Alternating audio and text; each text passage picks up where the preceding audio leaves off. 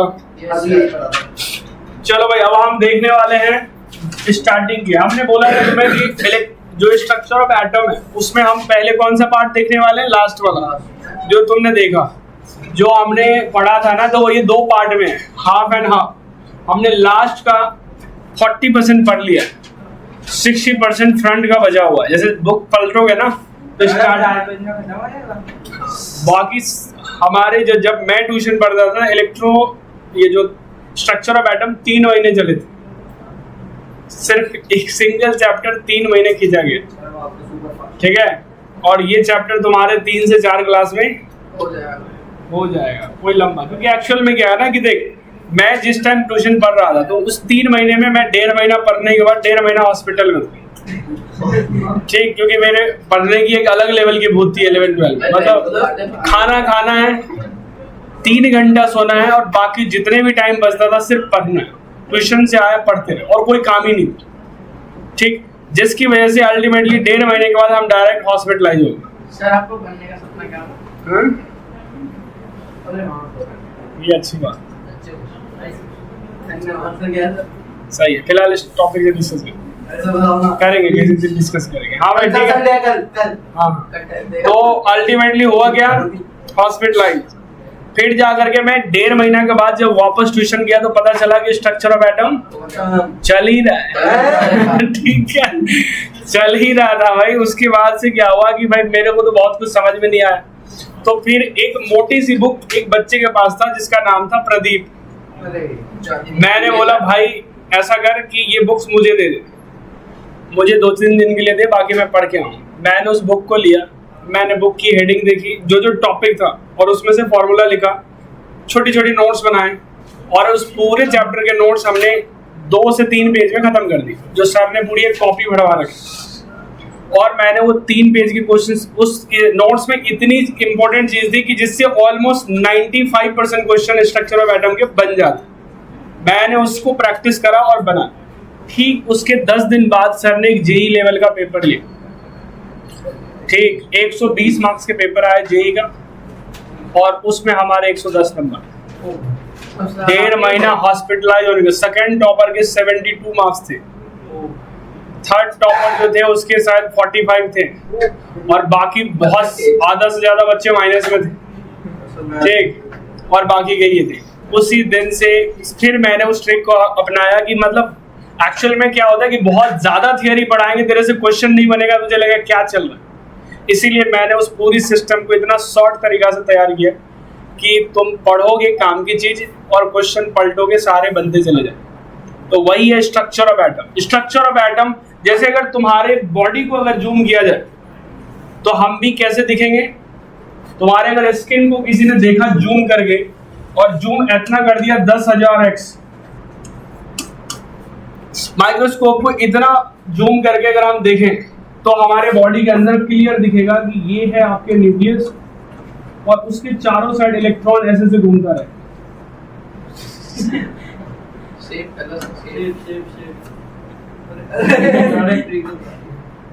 अच्छा, ये गलती से होगा, ठीक है भाई।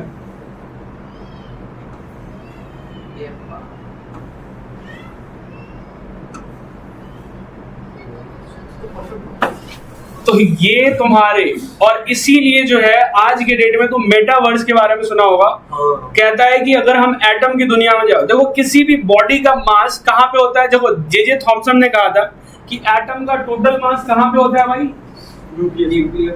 नहीं भाई, जे थॉमसन ने तो बोल ही नहीं पाया, नहीं, जे थॉमसन ने कहा था कि एटम का मास पूरे बॉडी में होता है। जैसे कि गलती से आपने मार्केट से वाटरमेलन खरीद के लाए और आप जैसे ही कट मारते हो तो भाई पूरी बॉडी में वाटरमेलन भरा रहता है ना, लाल लाल। तो कह रहा है ये पूरा मास है एटम का। ये जे थॉमसन का कहना था कि पूरी बॉडी का मास यूनिफॉर्मली डिस्ट्रीब्यूटेड होता है, ठीक। तो ये बात, लेकिन जब आगे डिस्कवरी हुई तो रदरफोर्ड ने डिस्कवर किया कि किसी भी एटम का मास उसके छोटे से वॉल्यूम सेंटर में पाया जाता है। हाँ, और उसका नाम क्या था, न्यूक्लियस। अब देखो कि ये तुम्हारा न्यूक्लियस है, और बॉडी का टोटल मास कहाँ पे होता है, न्यूक्लियस में। जब तुम साइंस को क्वांटम नंबर पे पढ़ोगे, बहुत स्मॉल लेवल पे, तो साइंस बताता है कि हम आज तक किसी भी बंदे से ना तो गले मिले हैं ना ही हाथ मिले, तो फिर हमें फील कैसे होता है?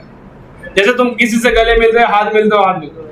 साइंस कहता है एक्चुअल में कभी किसी बॉडी को हम टच ही नहीं कर पा रहे, किसी भी बॉडी को हम क्या कर पा रहे हैं? टच नहीं कर पा रहे, नहीं, उसको जस्ट फील हो रहा है कि हमें टच हुआ, ठीक है। और इसी फेनोमेना का इस्तेमाल करके जब भी लड़ाई होती है तो दर्द क्या होता है? टच ही नहीं हो रहा तो तो कैसा लग रहा है? उसी को कहते हैं फीलिंग, तुझे फील हो रहा है, ठीक। अब क्या हो रहा है, देखो मैं हाथ मिलाने की बात करूं, अगर मैं चाकू भोंकूं तब तो ये न्यूक्लियस के पार हो जाएगा ना। देखो ये है, जैसे किसी ने तुम्हारे बॉडी हाथ को स्कैन किया, मतलब माइक्रोस्कोप से इसको जूम आउट किया, मैग्नीफाई किया, तो तुझे दिखा कि यार मास तो न्यूक्लियस में होता है, और तुम्हारे हाथ के पास जो एटम था उसने अपने इलेक्ट्रॉन को फैला रखा है चारों साइड। तो जब हम टच करते हैं तो हम इलेक्ट्रॉन को टच करेंगे, लेकिन मास बॉडी का कहाँ पे है? न्यूक्लियस के अंदर।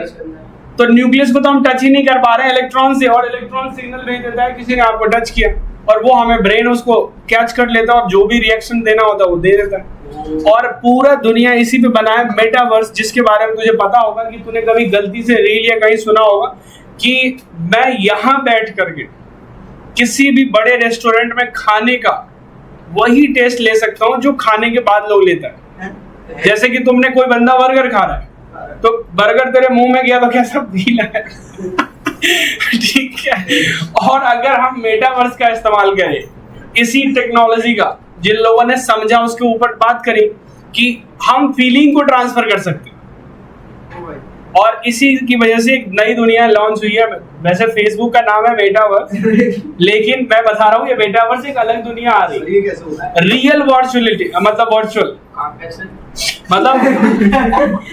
मतलब तुझे आज मान लो कि किसी बंदे से मीटिंग करनी है, किसी दोस्त से मिलना है, कॉलेज में जाना है, या दिल्ली में है तेरा दोस्त और तुम उसके पास जा नहीं सकते, तो एक सिंगल डिवाइस आया है कि आप अपने हाथ में लगाओ, ठीक, एक डिवाइस आया है, इलेक्ट्रॉनिक डिवाइस, आप अपने हाथ में लगाओ और एक कान में लगाओ, ठीक, और बस आप यहीं से, और आपके दोस्त भी अपने घर में बैठा होगा और वो भी ये डिवाइस को हाथ में और कान में लगाएगा, और बस दोनों आराम से रिलैक्स चेयर पे बैठ जाइए और आप कहिए कि जी हम आज मिलने वाले हैं लाल किला पे। अरे बताओ VR नहीं होता ना, आज हम VR तो एक है तुझे दिखाने का, वहां पे तुझे एक्चुअल में तुम हाथ मिलाओगे अपने फ्रेंड से और तुझे फील होगा वाकई में वो मेरा हाथ पकड़ रहा है। सभी कैसे करते हैं? That is, उसी का नाम है वर्चुअल रियलिटी, ठीक है। वो तो एक वो हो गया। उसी तरह और ये वर्क कैसे कर रहा है? इन क्वांटम थियरी के ऊपर, मतलब बहुत छोटे लेवल की चीजों के ऊपर वर्क कर रहा है, लेकिन फिलहाल ये कुछ अलग ही चीजें हैं जिसके ऊपर तुम पूरे, इंडिया में आ गया सर। हाँ इंडिया में भी है। अभी एक बंदे ने सुना था ना कि अपने शादी में 6,000 करोड़ रुपए, 600 करोड़ रुपए खर्चा किया था, और कोई भी शादी में एक्चुअल जगह पे नहीं पहुंचा जहां पे शादी हो रही। मतलब देखो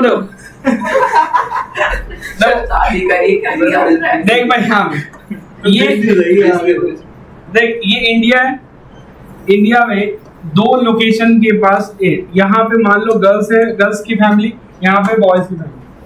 अब दोनों को शादी करने, दोनों यहीं पे है, दोनों की ये इच्छा है कि हम शादी कहाँ पे मनाएं? लंदन में, और हम लंदन भी ना जाएं, लेकिन फील पूरा लंदन वाली लेनी है।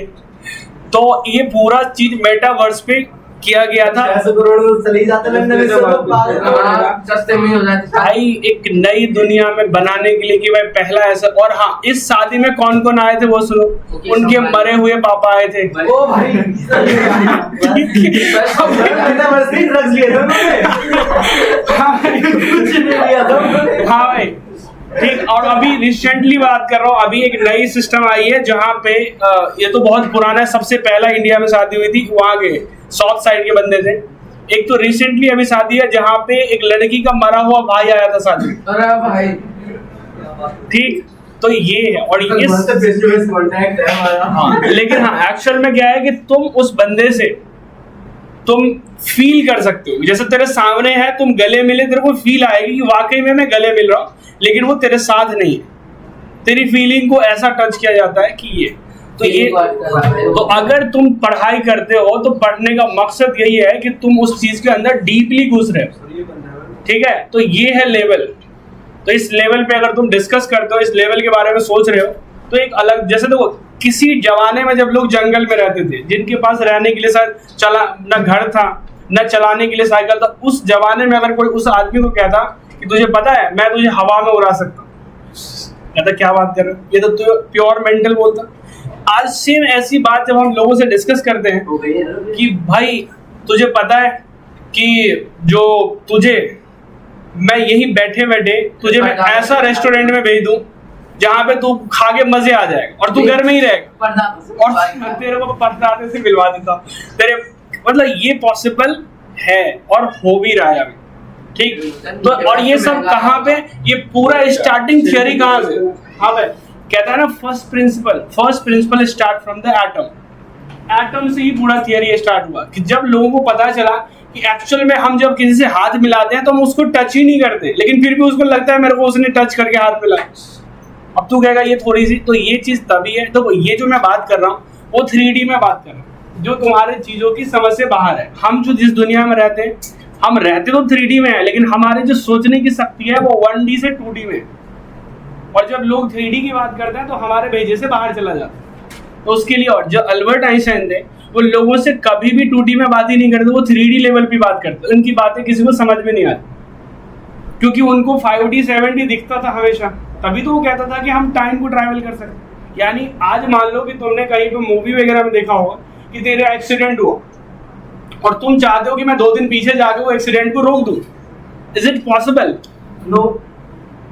यस, ये अल्बर्ट आइंस्टाइन का कहना था कि हम हर चीज को कंट्रोल कर सकते हैं। उसने करके दिखाया भी था, ठीक। उसने कोशिश करा था और उसने पहला बंदा बोला था यही बात कि अगर आपका स्पीड बहुत हाई है तो आपकी जो बॉडी सिस्टम है वो स्लो हो जाए। यानी अगर मान लो इस घर में हम लोग बैठे और हम ये चाहते हैं कि हमारी एज जिंदगी भर इतना ही रहे, बढ़े ही ना, आज हम जितने एज का हूं उतने ही पी रहा हूं, तो इस पूरे घर को या पूरा ये पी ब्लॉक को लाइट की स्पीड में ट्रांसफर करते हैं। लाइट की स्पीड में अगर ये घर या ये पूरी पी ब्लॉक अगर मूव करना शुरू कर देगा अभी से, तो हम लोग जिंदगी भर के लिए इतने ही एज पे फिक्स हो जाएंगे, ना तो ऊपर जाएंगे ना ही नीचे, फिक्स। और अगर मान लो हम 60 साल बाद आए, सिर्फ ये घर को लेके हम चले लाइट की स्पीड में, और हम 60 साल बाद आए, तो जो तुम्हारे आसपास के लोग होंगे वो हो सकता है बूढ़े हो गए, तुम्हारे खुद का भाई या तुम्हारे से छोटे भाई बहन वो सब बूढ़े हो गए होंगे, लेकिन हम एज इट इज रहेंगे जैसे हैं। That is the science of quantum theory. ये है साइंस का क्वांटम थियरी का। तो ये चीज है क्वांटम फिजिक्स के अंदर, जो बहुत डीप लेवल की फिजिक्स है। वहां पे अल्बर्ट आइंस्टाइन ने डिस्कस किया था कि हम टाइम को ट्रैवल कर सकते हैं। क्योंकि देखो, जब भी किसी चीज के साथ हम कंपेयर करने की बात करते हैं, क्या कि तुम्हारी स्पीड कितनी है भाई, इतने किलोमीटर पर आवर, तो कह रहा है कि हम आर से ज्यादा मूव क्यों नहीं कर पाते। तो ये सब डिस्कवरी में उसको पता चला कि सबसे पहली बात कि लाइट की स्पीड, दुनिया में किसी भी चीज की स्पीड लाइट से ज्यादा है ही नहीं सकती और ना होगा। अगर आज तक कोई डिस्कवर ये कर दे कि हमने एक चीज डिस्कवर करी जिसकी स्पीड लाइट से ज्यादा है, तो अल्बर्ट आइंस्टाइन की मैक्सिमम थियरी गलत हो जाए। जैसे अल्बर्ट आइंस्टाइन ने न्यूटन की बहुत सारी थियरी को गलत साबित कर दी, ठीक। तो ये देखो, एक टाइम ये था कि अल्बर्ट आइंस्टाइन को ऐसा लगता था कि यार मैं क्या डिस्कवर करूं।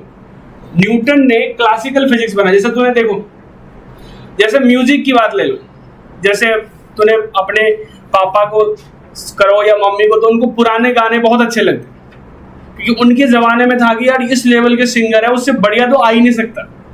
लेकिन आज के सिंगर को ले ले, घटिया कितना भी हो, लेकिन पहले वाले से बढ़िया ही लगता है, बढ़िया है और पहले वाले से ज्यादा कमा रहा है पैसे। पहले वाले तो अच्छा गाना गाने के बाद भी वो लोग गरीब थे, ठीक। तो ऐसा ही अल्बर्ट आइंस्टाइन को लगा था, यार न्यूटन ने तो इतनी डिस्कवरी कर दी कि मेरे लिए तो कुछ बचा ही नहीं। लेकिन फिर उसने स्टार्ट करी अपना डिस्कवरी, और जब देख कि न्यूटन ने इतनी बड़ी पिलर खड़ा किया था, मान ले ये तुम्हारा ये स्टार्टिंग लेवल है, न्यूटन की इतनी बड़ी पिलर थी, फोटो का नहीं, उसकी डिस्कवरी का, खोजो कहाँ पे ये है भाई। ये भी न्यूटन ने किया, फिजिक्स भी किया, केमिस्ट्री भी किया, बायो भी किया, मैथ भी किया, सब कोई डिस्कवरी न्यूटन करे। मैं क्या करूं? जैसे कई बार लोग, जैसे तुम लोगों को लगता होगा यार दुनिया में सब कुछ आ गया, जैसे कई लोगों को ऐसा होता है कि मैं आगे चल के व्यापारी बनूं, तुम कहोगे सर सब कुछ तो खुल गया, सारी दुकानें तो खुल गई, मैं क्या करूं? ऐसा जनरली बच्चों के दिमाग में आता है कि यार सब कुछ तो हो गया, मेरे टाइम में क्या रहेगा। ऐसा ही अल्बर्ट आइंस्टाइन के दिमाग में आता है यार सारी डिस्कवरी तो न्यूटन ने कर दी, तो मैं क्या करूं? उसने शुरुआत करी, जब ये शुरुआत करी तो इस लेवल पे करी, और जब उसने एंड करी तो ये पूरा टच कर दिया, और वो न्यूटन से बहुत डबल किया, न्यूटन का खुद का आधा कर दिया, और न्यूटन की भी चीजों को गलत साबित कर दिया। समझ रहा है? तो यही है। लेकिन हाँ, ये है कि न्यूटन को हमेशा रिस्पेक्ट किया गया साइंस की दुनिया में कि भाई उसने तो उसको गलत करने से पहले भी लोगों ने उसमें कुछ लगा के सही कर दिया। ऐसा होता है ना, कोई चीज खराब हो गया, मान लो तेरी टायर पंचर हो, एक गाड़ी तेरे टूट गए, कहीं एक्सीडेंट हुआ, और किसी ने तेरे को ऐसा आदमी ने गिफ्ट दिया है, तुम नहीं चाहते इस गाड़ी को हम बेचे या कहीं रिप्लेस करें, तो तुम उसी को बार बार क्या कर रहे हो? सही करवा रहे हो। कुछ भाई उसी को तुम कुछ भी करवा के इसको सही कर दे। तो न्यूटन की जो चीजें गलत हो रही है ना, तो लोग गलत नहीं कर रहे, इनको सही करके कह रहे सही है। एक नया चीज डिस्कवर, जैसे आगे तुम पढ़ोगे स्यूडो फोर्स। स्यूडो फोर्स का मतलब ही होता है झूठा फोर्स, गलत फोर्स, एक ऐसा फोर्स जो शायद एग्जिस्ट नहीं, जिसके बारे में न्यूटन के कई फॉर्मूले जो है गलत हो जाते हैं, वहां पे हम स्यूडो फोर्स का इस्तेमाल करते हैं। और न्यूटन का फॉर्मूला जो है, एक ही लॉ सही है, वो है लास्ट लॉ, बाकी फर्स्ट सेकंड लॉ क्या है? गलत है। लेकिन हम उसे गलत नहीं किए, हम कहें सही है, हम अपनी गलती मान लिए, हम उनको गलत नहीं किए, लेकिन इसमें एक गुजर दिया गया क्या? स्यूडो फोर्स, जो तुम पढ़ोगे न्यूटन्स लॉज ऑफ मोशन के अंदर तुम पढ़ोगे। भाई न्यूटन तो उस क्लासरूम में है अभी बैठे, उनके फोटो लगे हैं। भाई दुनिया में ये तो विषय है, तो कीजिए नहीं कैसे हो गया? सही है। हाँ पे हेलो, तुम भी जाओ। हो गया? कल सुबह आ जाओ 9:30 बजे। जा भाई जरा हो गया? तो एनसीईआरटी न्यूमेरिकल करके आया तुमने? पूरा एनसीईआरटी भी करके कल आओ। बायो की एनसीईआरटी से रीड कर लेना, ठीक? जो टॉपिक हो कल सुबह 9:30 बजे। अगर कहीं जाना है 9:30 बजे, तुम आरडी शर्मा है या किसी को रिवीजन करके आना, जाओ। ठीक है, हो गया भाई, जाओ दोबारा रिवीजन कर। पहला क्वेश्चन चल जा, पहले क्वेश्चन के हाथ पांच रख दे उसी जगह पे। ठीक है भाई, इन्हीं लोगों की डिस्कशन तुम समझोगे साइंस की।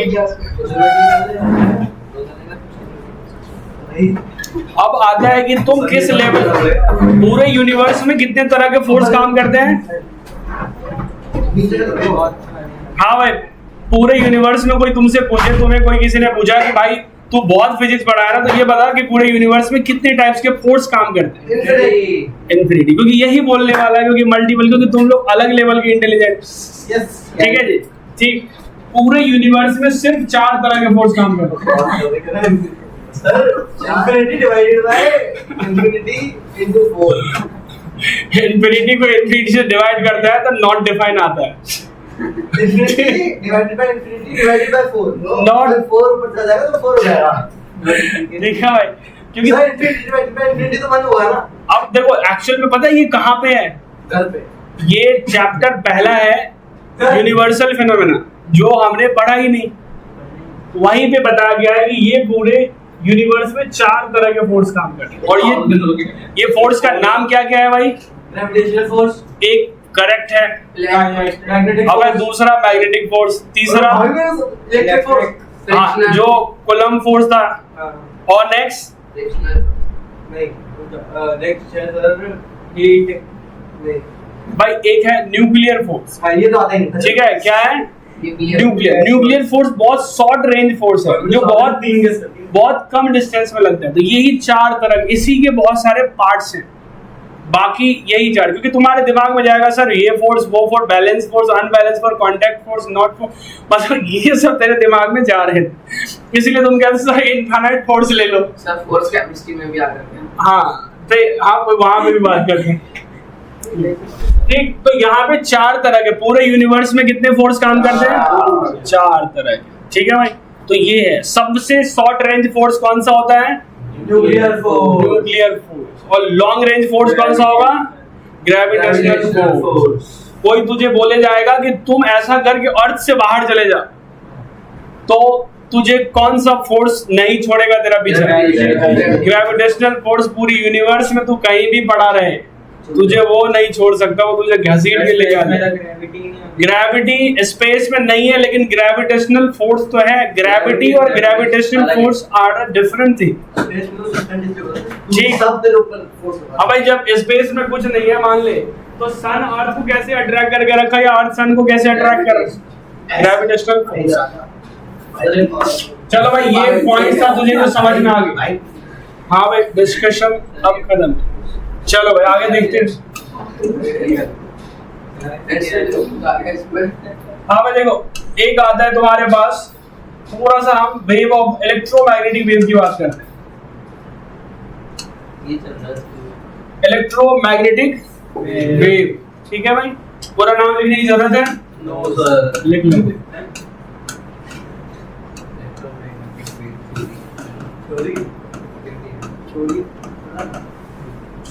इलेक्ट्रोमैग्नेटिक वेव, ठीक है। और एक्चुअल में क्या होता है, तुमने चार्ज पढ़ा होगा क्लास 10th में। Charge is a scalar quantity, like charge repel each other unlike charge, ऐसा पढ़ा। अगर कहीं भी प्लस चार्ज है, तो प्लस चार्ज हमेशा एक फील्ड क्रिएट करता है। जैसे बल्ब है तो अपनी लाइट वाला फील्ड क्रिएट करे, ऐसे ही प्लस चार्ज का एक फील्ड होता है जिसका नाम होता है इलेक्ट्रिक फील्ड। कौन सा फील्ड होता है? Electric field. और एक होता है कि अगर इस चार्ज पार्टिकल्स को किसी ने आराम से घसीट के ले जा रहे हैं 10 मीटर पर सेकंड यूनिफॉर्म स्पीड से, अगर चार्ज को तुम एक फिक्स स्पीड से घुमाओगे, तो उसमें दो फील्ड आ जाता है, एक इलेक्ट्रिक फील्ड, दूसरा मैग्नेटिक फील्ड। लेकिन कोई बेवकूफ टाइप का बच्चा आया और उसने घसीटते हुए ले जा, तेजी से भागा लेकर, उसने क्या हुआ कि जैसे उस चार्ज को एक्सेलरेट करेंगे तो उसमें 3 पार्टिकल्स आ जाएंगे। एक आता है इलेक्ट्रिक फील्ड, दूसरा मैग्नेटिक फील्ड, और तीसरा इलेक्ट्रोमैग्नेटिक रेडिएशन रिलीज हो जाता है। और अगर शॉर्ट फॉर्म में बात करें तो इलेक्ट्रोमैग्नेटिक रेडिएशन वही है जो लाइट है, जो सन से निकलता है। ठीक है, सन से लाइट निकल रही है, वो इलेक्ट्रोमैग्नेटिक तरह का रेडिएशन के फॉर्म में कहेंगे। देखो, तो तीनों चीज होते हैं। अब तुझे पता है कि इलेक्ट्रोमैग्नेटिक रेडिएशन जो है वो मालिक है, बॉस है, और उसके 2 बॉडीगार्ड है, और उस बॉडीगार्ड का नाम क्या है? इलेक्ट्रिक फील्ड और मैग्नेटिक फील्ड। ये दोनों फील्ड जो है, देख, एक फील्ड का काम होता है, जैसे ये लाइट है, लाइट जैसे रेडिएशन की हम बात कर रहे हैं, वेव की बात कर रहे हैं। अगर ये इस रास्ते से चल रहा है, मान लो इसने लाइट ने कहा जी मेरे को ऐसे जाना, ठीक, इधर भाई लाइट इधर जाना चाहता, तो यहां पर 2 तरह की मीडियम है, ऐसे समझ ले, ठीक है। हाँ, 3 मीडियम की बात कर। ये जो स्केल है वो लाइट है। मैग्नेटिक फील्ड कह रहा है भाई मैं इधर उधर देखता हूं कि कोई डिस्टर्ब तो नहीं आ रहा है, और ये कह रहा है कि मैं ऊपर नीचे देखता हूं और आप बीच से आराम से निकलो। तो जब भी लाइट निकलती है किसी भी सोर्स से, तो उसके पास 2 बॉडीगार्ड है, और वो कौन सा है? इलेक्ट्रिक फील्ड और मैग्नेटिक। ये दोनों बॉडीगार्ड उसको सपोर्ट करता है आगे चलने के लिए, जो तुझे इलेक्ट्रोमैग्नेटिक वेव में बताया गया होगा कि इस तरह की वेव की बात होती है। और तुझे थोड़ा सा हम लाइट वेव के बारे में बात कर लेते हैं। व्हाइट लाइट तूने क्लास 10th में पढ़ा होगा कि अगर हम व्हाइट लाइट को किसी प्रिज्म से पास कर दे,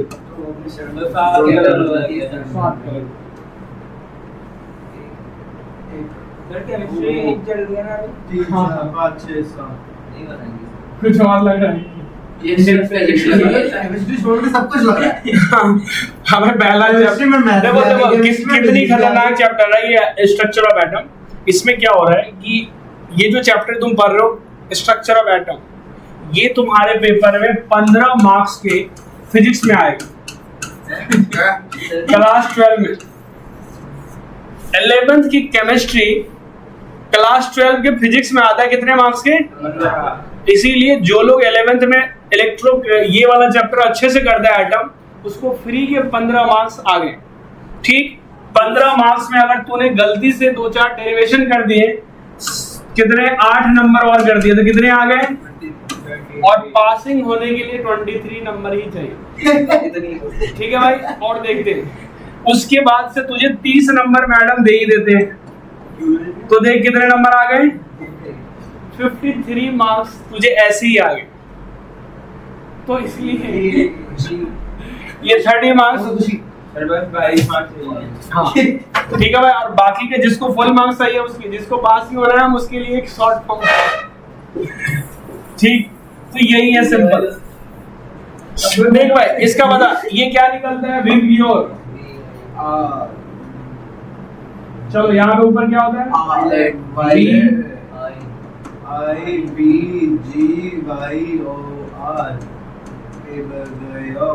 ठीक है भाई। विव, इसको हम कहते हैं विजुअल रीजन, विजुअल लाइट जो हमारे आंखों को दिखाई देता है। इसकी डिस्कवरी न्यूटन ने करी थी कॉर्पस्कल थ्योरी की मदद से। ठीक है, किसी भी व्हाइट लाइट से को अगर प्रिज्म से पास करेंगे तो ये कलर आए, 7 कलर अकेला डिस्कवर करने वाला बंदा न्यूटन। उसके बाद आगे पता चला बहुत सारे साइंटिस्ट आए और एकदम ध्यान से उसको दोबारा एक्सपेरिमेंट करा और अलग अलग डिवाइस लगाया गया। ऐसे कैसे, हमारे आंख को तो ये दिख रहा था जो न्यूटन को दिख गया, बाकी दिखने के लिए तुझे अलग लेवल की डिवाइस चाहिए जो डिटेक्ट करेगा कि इसमें सच में है या नहीं। तो हमने और डिवाइस लगाया। तो ये क्या नाम है इसका, वायलेट। वायलेट के नीचे जब बहुत ध्यान से देखा गया एक और मिला, अल्ट्रावायलेट। और ये अल्ट्रावायलेट लेके खुश हो गया। यूवी रे, इसको यूवी रे कहते हैं, अल्ट्रावायलेट रे। ये बंदा खुश हो गया, उसको भी प्राइज वगैरह मिला कि उसने डिस्कवरी करी, एक ही लाइट डिस्कवर करी, अल्ट्रावायलेट। कुछ समय के बाद दूसरा बंदा आया, उसने अपनी डिस्कवरी करी एक्सरे। उसके बाद वाई रे, जेड रे। ठीक है, एक्सरे डिस्कवर का तुझे पता है एक्सरे का कितना बड़ा एडवांटेज है आज के डेट में। बिना एक्सरे का पाँव टूटा होता तो वैसे ही पड़ा रहता, और अंधेरे में ही डॉक्टर हथौड़ा ले लेकर के क्या था जी, किधर से पाँव टूट की हड्डी इधर चली गई, चलो जी हथौड़ा इधर से मार। अभी क्या होता है कि एक्सरे करके देखते रहते हैं जी कहाँ पे कैसे सेट हो रहा है। जैसे किसी को हड्डी ऐसे चला गई तो डॉक्टर इधर से हथौड़ा मार के, अगर एक्सरे नहीं होता तो इधर से इधर का, लेकिन एक्सरे से एग्जैक्टली पता चलता है जी पॉइंट टू पॉइंट टच कर रहा है कि। एक्सरे की डिस्कवरी लोगों के लिए कितनी यूजफुल हुआ। उसके बाद एक और ले आता है, क्या आता है,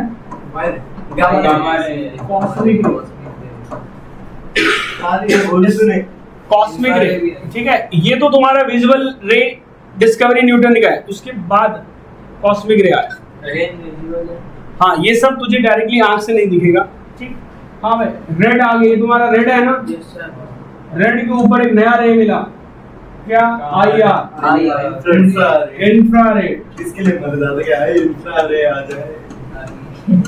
इंफ्रारेड आ गया भाई। इंफ्रारेड वही रेड है जो जितने भी रिमोट्स होते हैं उस सारे रिमोट्स में लगे होते हैं। इस रिमोट्स में भी लगे हुए हैं, इस रिमोट्स में भी लगे हैं। हाँ लेकिन वो तो विजिबल, हाँ, ये दिखता ही नहीं, विजिबल है, फोन में से दिखता है। हाँ फोन से दिखता है भाई। मतलब तू अगर मैं ऐसे देख से कहाँ गया भाई मेरा फोन, पता नहीं भाई, प्रोसेसर का अच्छा इधर है। देख, अगर इस कैमरा से अगर मैं देखूं,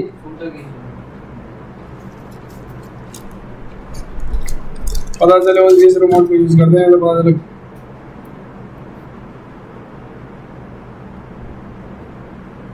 ये तो रिमोट ही लग रहा है खराब है क्या।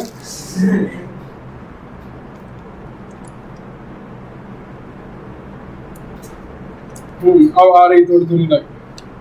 देखो इसमें ऐसे जलने पे बिल्कुल नहीं दिख रहा है।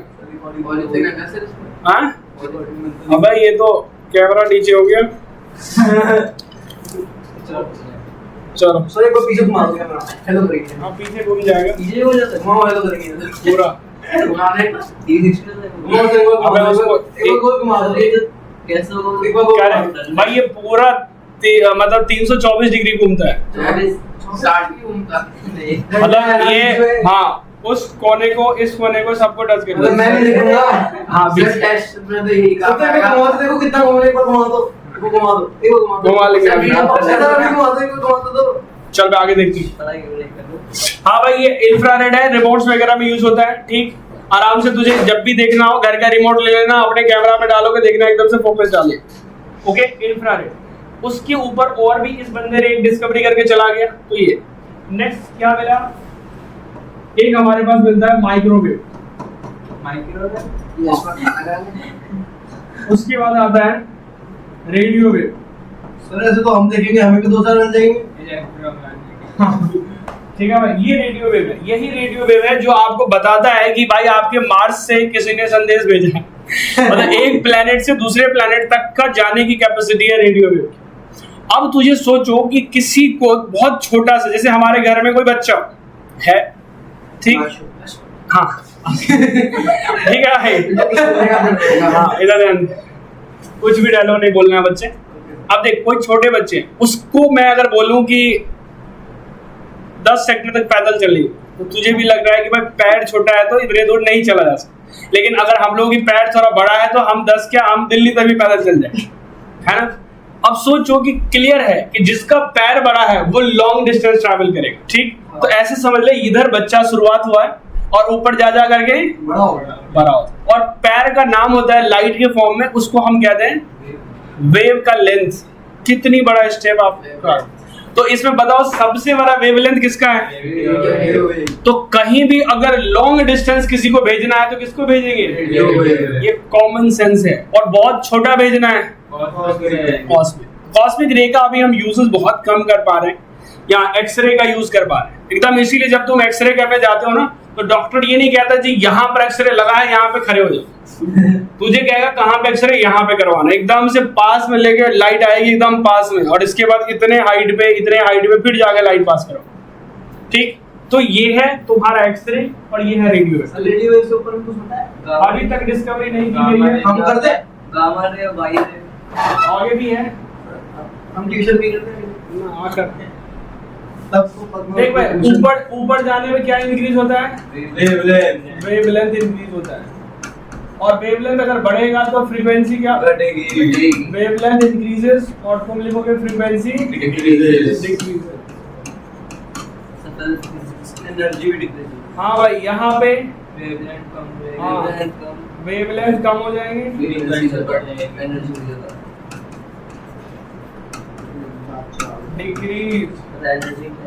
फ्रीक्वेंसी। हाँ भाई, ये जो टॉपिक है तुम्हारा, ये तुम्हें कहाँ मिलेगा? बुक में। ये 12वीं के एक चैप्टर है जिसका नाम है इलेक्ट्रोमैग्नेटिक वेव, 3 नंबर का चैप्टर। हाँ भाई, ये हमारा स्ट्रक्चर ऑफ एटम में ये सब दिया हुआ है। चल भाई, ये डन है, ठीक है, आगे बढ़ते हैं। देख दूसरा देखते, जो ईएम वेव है, ठीक, हम इसको ऐसे समझते हैं कि इस तरह से ये मूव करता है। हाँ भाई लिखना, ठीक है भाई। ये है, हम कहते हैं कि आगे बढ़ रहा है टाइम के साथ। इसको क्या कहते हैं हम? इसके एक प्लस और एक माइनस, इन दोनों मिलकर एक वेव का लेंथ बनाता है। इसको कहते हैं वेवलेंथ। यहाँ से यहाँ तक का तुम लैम्डा कहते हैं, इसका नाम है वेवलेंथ। इसमें जितना टाइम लगता है उसे हम टाइम पीरियड कहते हैं। और ये वेव कितने बार अप एंड डाउन कर रहा है उसको क्या बोलते हो? 1 सेकेंड में कितने बार इसको कट मार रहा है उसको कहते हैं फ्रीक्वेंसी, ठीक है भाई। इसको ऊपर वाले को क्या कहते हैं? क्रेस्ट, और नीचे वाले को ट्रफ। Crest, trough. और कई बार तुझे 2 क्रेस्ट मिलकर के भी एक वेवलेंथ बनाता है। हाँ, या तुम कह सकते हो 2 ट्रफ मिलके भी एक वेवलेंथ बनाएगा, ओके। तो हमारे पास आता है वेव का लेंथ।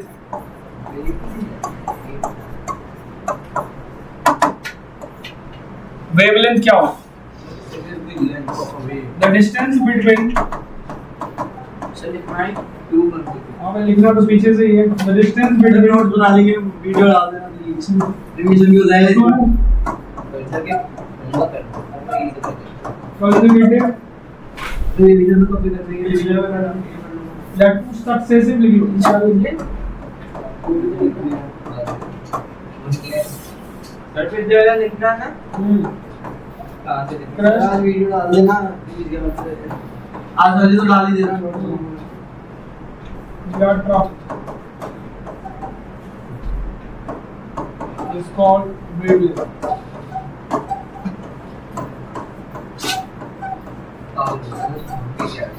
ठीक है भाई, हाँ भाई देख इधर, it is denoted by lambda, इसका यूनिट क्या होगा? हाँ भाई हेलो, ऐसा यूनिट क्या है? Metre.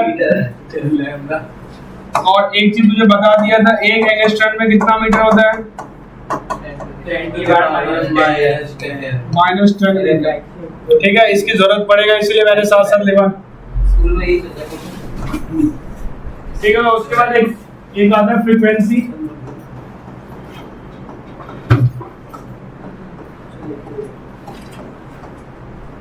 Frequency, the number of oscillation पर second.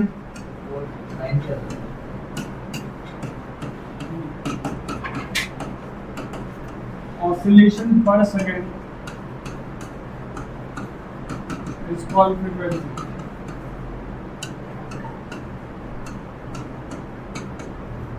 How by it is denoted by a nu. Its SI unit hertz है। इसका SI unit क्या होगा? बंद ही करते हैं उधर से, जो भी आएगा इधर से। ऐसा यूनिट क्या है? हर्ट्ज। ठीक, पर अभी डालोगे ना, पहले डाल देंगे नोट्स बनाने।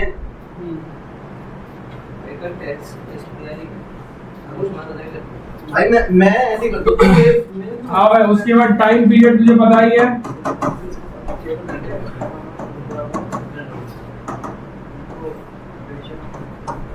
The total time taken in one cycle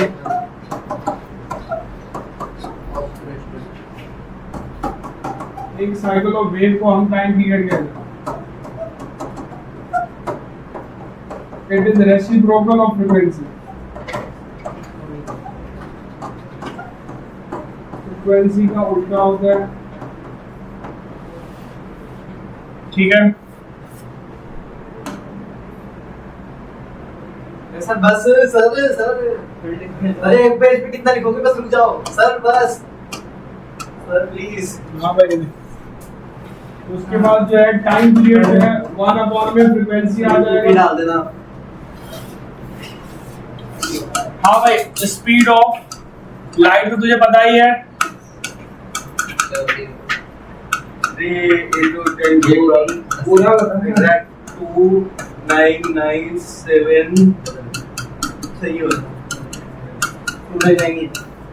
29979243। कुछ नहीं बोलना, यही है नहीं है।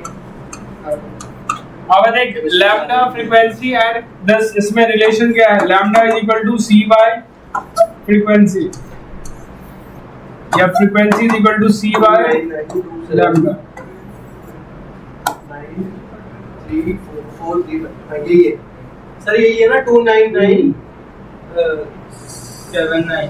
79 245 कहाँ से आ गया भाई? 3 है, 35 है, 435 है। हाँ भाई, एक और लिखना है वेव नंबर। अरे सर बस, अरे अच्छा आपने तो ये लिख दी चीटिंग है तो।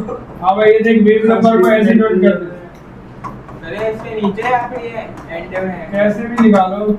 Sir speed of light it is reciprocal of wavelength. है ना, स्पीड ऑफ लाइट की इक्वल होती है इसकी बताते हैं। ये वेवलेंथ का उल्टा होता है भाई।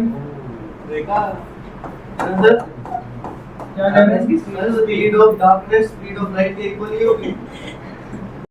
वीडियो अच्छा लगा हो तो चैनल को लाइक एंड सब्सक्राइब करना ना भूलें और दोस्तों